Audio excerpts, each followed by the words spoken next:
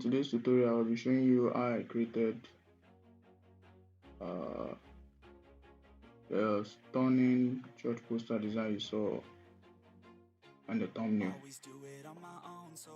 Let's get right into it. Right now we're in Photoshop and yeah. For those of you that are wondering or wants to know the frame size I'm using a 4x4 inches frame size here. And then on the Canva here, I created a gradient fill. So for you to create a gradient fill, you go down to your adjustment layer. It's right here. You click on it and you go down to your gradient. But then I already created a gradient, so I'm just double click on this to show you guys the settings. So you click on your gradient editor and you click on this color here, and the X code right there is 015EEA, and you click OK. And the second color palette here is 00C0FA, and you click on OK, then OK. Then you change your style to radial, then change the angle to 120 degrees. Then you make sure your reverse option is checked right here and click on OK. Yeah, that was how I achieved this gradient. Then the next thing I did was importing this from my gallery. Yeah, that's it right there. So, but then actually the image was this is what I have at the beginning.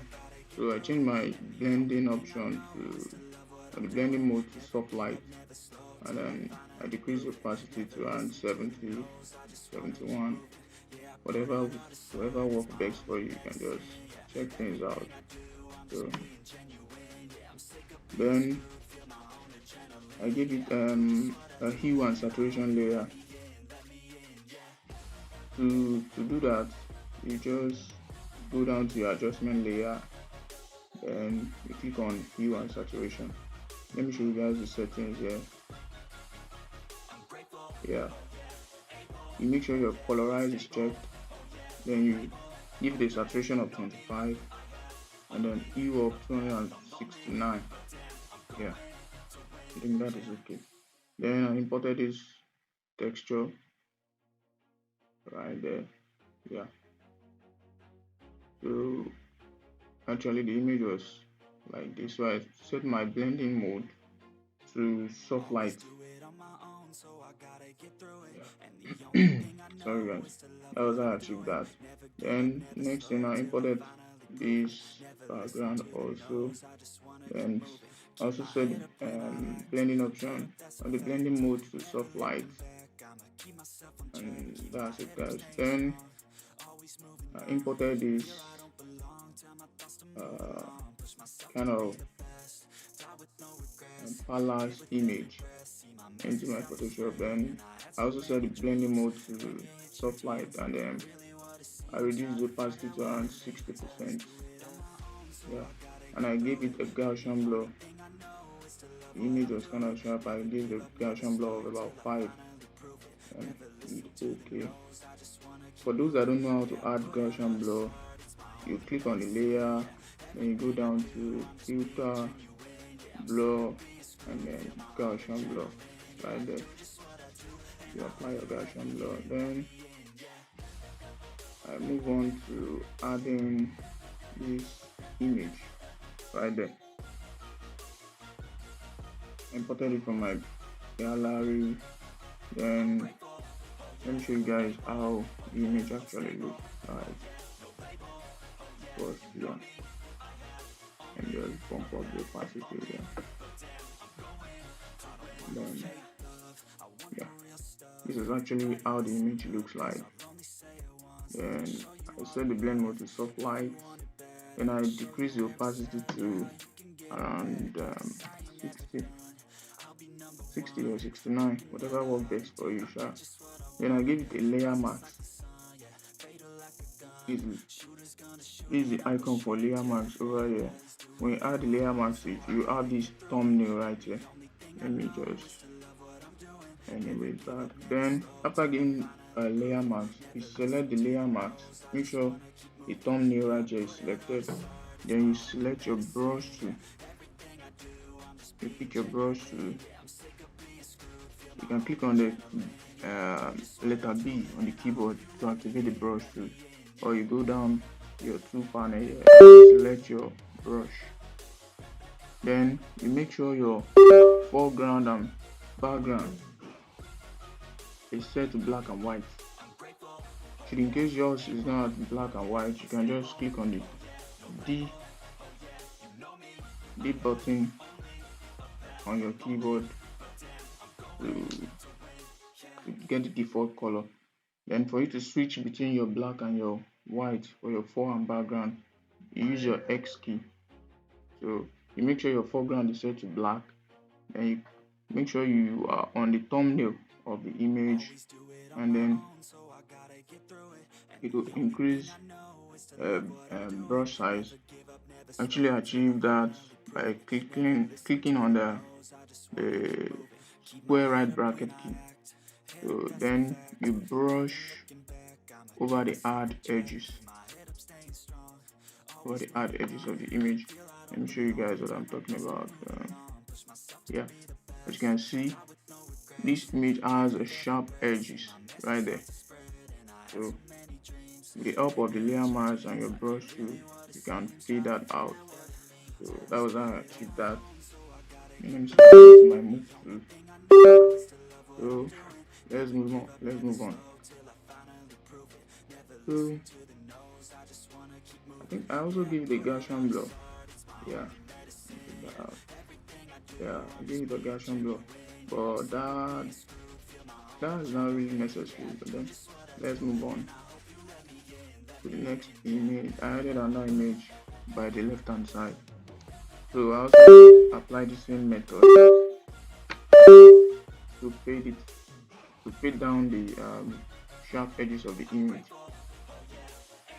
Then imported this image right there.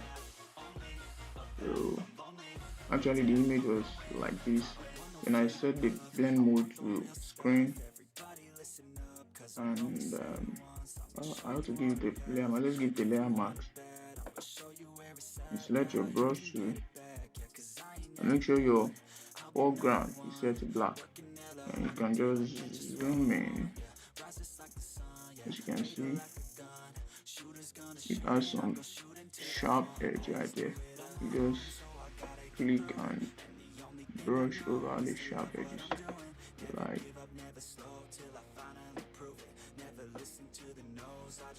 so. Yeah, you got some sharp edges here. Yeah. You can just take your time and do that. Yeah. I think we are good with that. Oh no, that's too much. Then you can use your X key to switch between your fore and background color. Switching back to white, you can reveal back the part you have been using. Select your brush tool. Make sure your layer mask is selected right here. Then you paint that part. You paint it back in. That is it right there. Yeah, I think we are good to go. Yeah, and that's all for our background right there. Yeah, then I imported, I type in the church name and the logo like so. I guess you guys can do that. And then the present text, and then men of God. Yeah, and just try and explain some things here.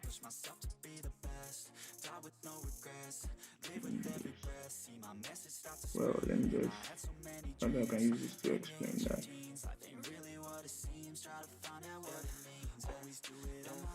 to the front. Yeah, it's okay. Yeah.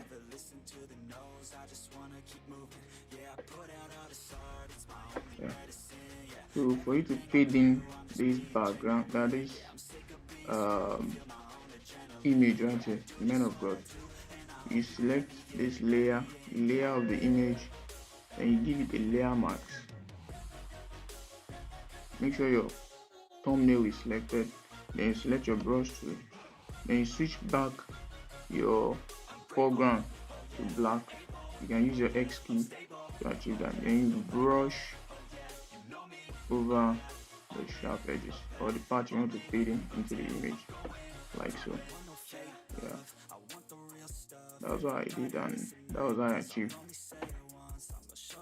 that. That is that about that. And you can see I just apply some camera raw filter to the images, and let me just give you guys a close of this. Please let me turn on this.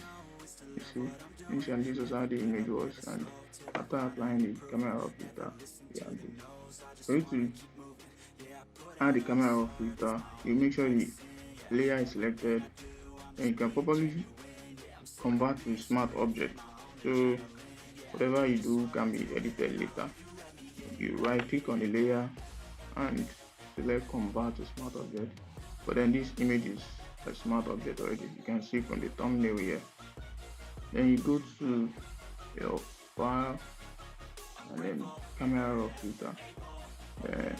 Then you can just play around with the texture, your clarity, and you come up with something nice. Okay guys, let's continue. Yeah, that is all for the man of God. Then I created this rectangle. I'm very sure you guys can do that just by selecting your right click on this to right there, right click, and then you select your rounded rectangle. Rounded rectangle right there. Just give an example. Let me turn off this. Then you just drag over the canvas like so.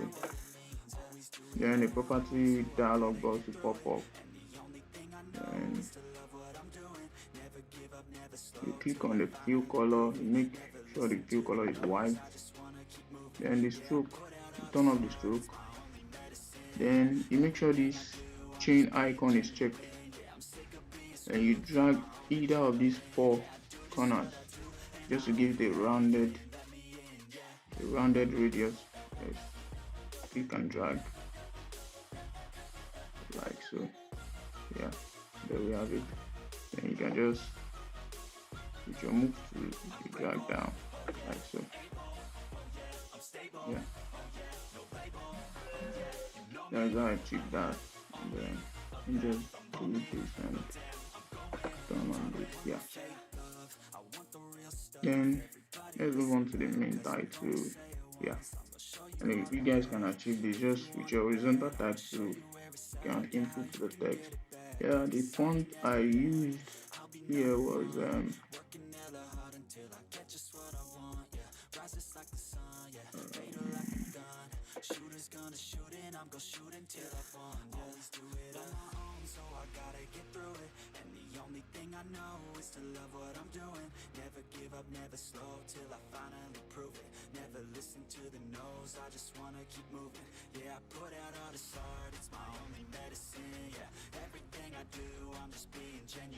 the font I used here was Futura, the regular size Futura.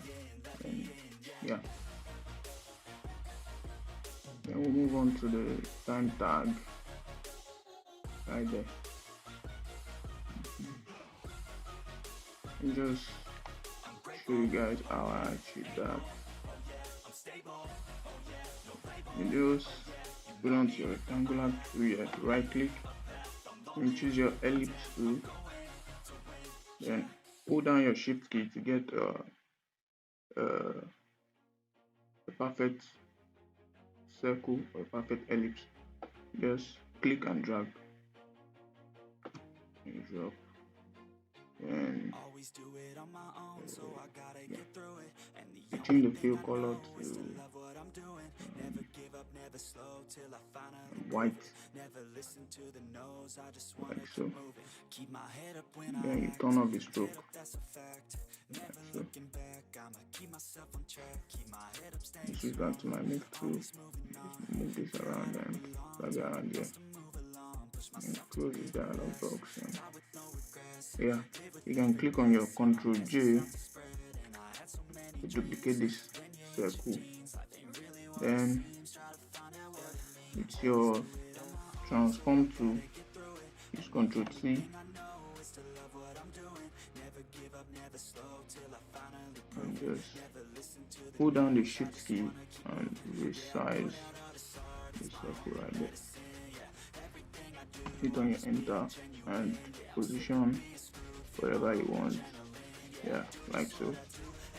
And you can duplicate this other circle also. Just Ctrl J and then you use your Ctrl T to transform. Hold down the shift and the hotkey, then click and drag like so. Hit on the enter and then you come back to your property bar like so. Then you turn off the fill, yeah, and you give it a stroke of white, yeah, and you can increase the width of the stroke. So that's too much. Yeah, you get the idea, something like that. Yeah, that's how I achieve that. And so it is that. Yeah. Then let's zoom back down. And then for the location, I just imported the logo, the icon rather, from my gallery. Right there. And there, yeah. Then I scale it down and then place my Venn right beside it. And then that's how I did that. And then for this also, I do the same thing. For the date also, same thing. And yeah, I guess that's all. And then I kind of added this. Let me call it. Can I call it like light clear also? Yeah, and just hide my grid line. Yeah. So that is all. And I added this also just check things out and see which one works best for me. Then that is all. For you to just add some crispy touch to it, you can just select the uppermost layer. You click on your Control, Shift, click on your Alt and E all together. Then that's to stamp visible all the layers. And you right click and convert to smart object. And then you go to your filter and then camera filter. Let's just play around with some stuff here.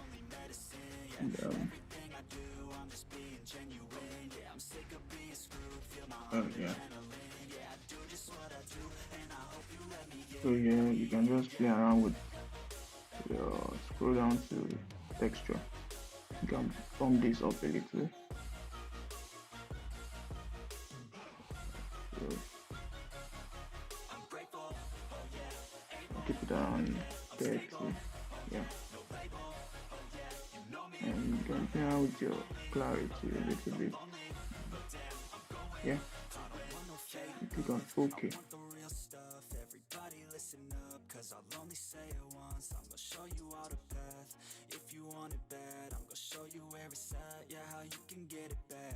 Uh, yeah, and that is it, guys. I'll see you guys in my next tutorial.